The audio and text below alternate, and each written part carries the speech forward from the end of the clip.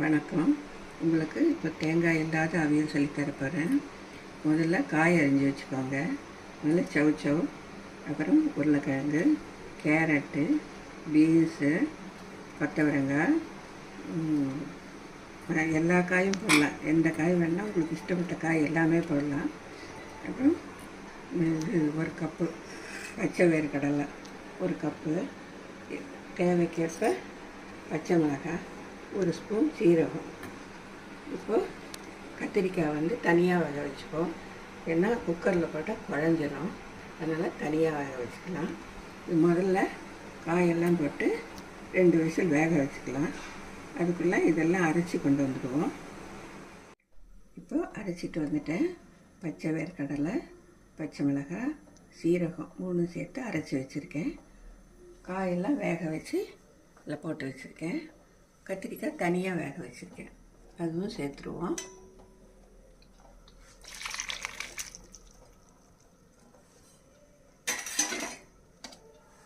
எல்லாத்தையும் சேர்த்து அரைச்சி வச்ச விழுதையும் போட்டுருவோம். அரைச்சி வச்ச விழுதை இது கூட சேர்த்துருக்கேன். 2ஐயும் சேர்த்து மிக்ஸ் பண்ணிவிடுவோம்.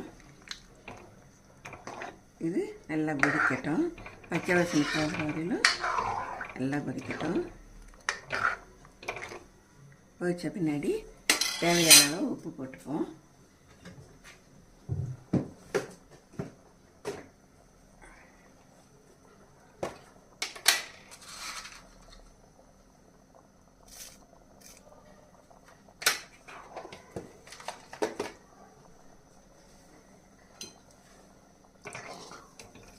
இது சாதத்துக்கு பிசைஞ்சிக்கிற மாதிரி செய்வாங்க.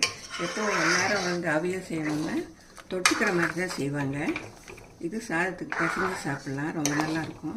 இப்போ சேப்பங்கிழங்கும் உரிச்சி இதுக்குள்ளே சேர்த்துருக்கேன். கொத்தவரங்காய், சேப்பங்கிழங்கு சேர்த்தா ரொம்ப நல்லாயிருக்கும். அதை மட்டும் மிக்ஸ் பண்ணிடாதீங்க. இதுக்குள்ளே சேப்பங்கிழங்கு இருக்குது, கத்திரிக்காயும் இருக்குது, கொத்தவரங்காய் எல்லாமே இருக்குது. இதை தவிர வேறு எந்த காய் வேணால் உங்கள் கூட சேர்த்துக்கலாம்.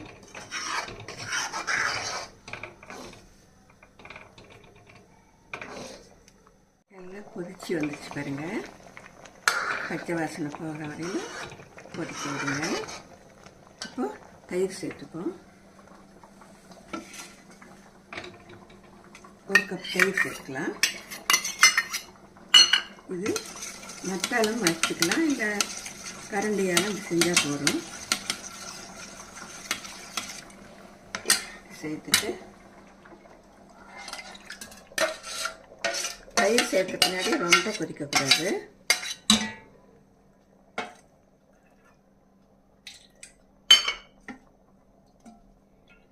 ரொம்ப கொதிச்சா அது திரிஞ்சு போயிடும். அதனால் லேசாக கொதிச்ச போகிறோம்.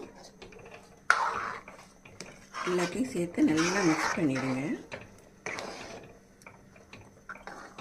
எல்லா காயும் சேர்த்துருக்கேன். விருப்பப்படி உங்களுக்கு இன்னும் என்ன காய் சேர்க்கணுமோ சேர்க்கலாம். பாருங்கள், நல்லா பிசைஞ்சிக்கிற மாதிரி இருக்குது பாருங்கள். சாதத்துக்கு பிசைஞ்சு சாப்பிட்லாம். பொதுவாக அவியெல்லாம் தொட்டுக்கு தான் செய்வாங்க. இது வேர்க்கடலை போட்டு செஞ்சதுனால இங்கே கெட்டி கொடுக்கும். பாருங்கள், தொட்டுங்க சாப்பிட்லாம். இருக்கட்டும். இப்போது ஆஃப் பண்ணிடலாம். கொஞ்சம் லேசாக கொதிக்கட்டும். இப்போ ஆஃப் பண்ணிடலாம். இப்போ கொஞ்சம் தேங்காய் எண்ணெய் போட்டுக்கலாம்.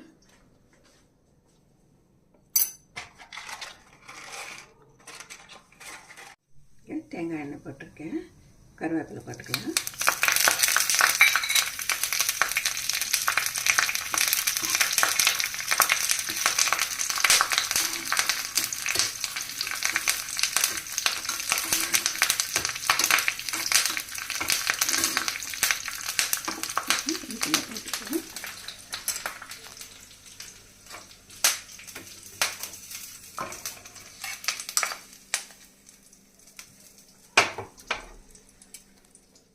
பாருங்கள், அவியல் ரெடி ஆகிடுச்சு. தேங்காய் எண்ணெயும் கருவேப்பிலையும் போட்டு தாளித்து போட்டுட்டேன். இதில் எல்லா காயுமே இருக்குது. இல்லை பச்சை வேர்க்கடலை, தேங்காய் இல்லாத பச்சை வேர்க்கடலை மட்டும் போட்டு செஞ்ச அவியல். தேங்காய் வேண்டாங்கிறவங்க இப்படி செஞ்சால் ரொம்ப நல்லாயிருக்கும். தேங்காய் கொலஸ்ட்ரால் அது வேண்டாமே அப்படின்னு நினைக்கிறவங்க இது செஞ்சு சாப்பிட்லாம். இது சீசனில் உரித்து வச்சுக்கிட்டிங்கன்னா ஃப்ரீசரில் வச்சிங்கன்னா 1 வருஷம் ஆனாலும் கெடாது. வேணும்போது செய்யலாம்.